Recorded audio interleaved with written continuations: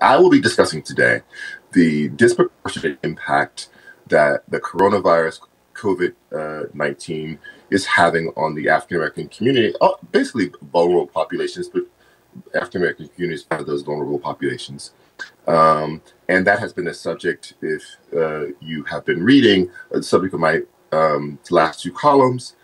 Also, subject of a lot of my social media content. I'm particularly frustrated by lack of data, national data, data in the major hotspots like New York. So we're going to be talking about that today. I will confess this, that I don't think that I've ever gone live on Twitter, so hopefully this goes well.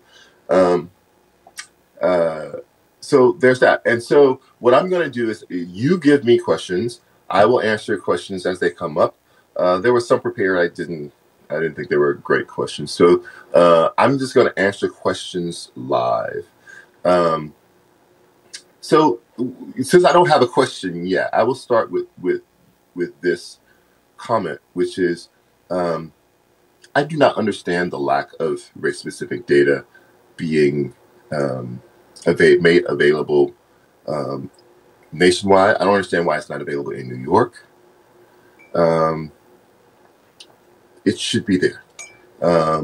And because what it does is that it informs people that you are not an auxiliary factor here, you're a primary factor. I believe that changes behavior. Could you say, yes, that behavior should have been changed anyway? There are national press conferences every day. You should have taken, maybe so, but I think once you know that you're a primary target, it changes a lot. So here we have questions. I missed that question. Sorry about that. I missed that question. I'm going to stop and just try to read some of these. I don't have one coming up yet. In particular, I don't understand New York State's absence of this data. I don't understand New York City's absence of data. Tell people who's most affected. I think it saves lives, actually. Right now, I see people. Wait, hold on a second. It's new. Maybe keep up with race specific. Do you think COVID-19 targets people of color? COVID-19 does not have a brain. It doesn't have no morals, no consciousness, nothing. What I do believe is that viruses will settle onto the most vulnerable populations and have their largest impact on those populations.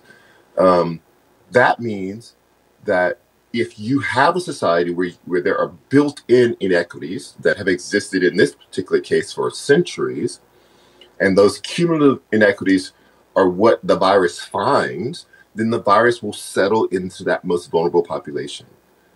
That becomes the problem.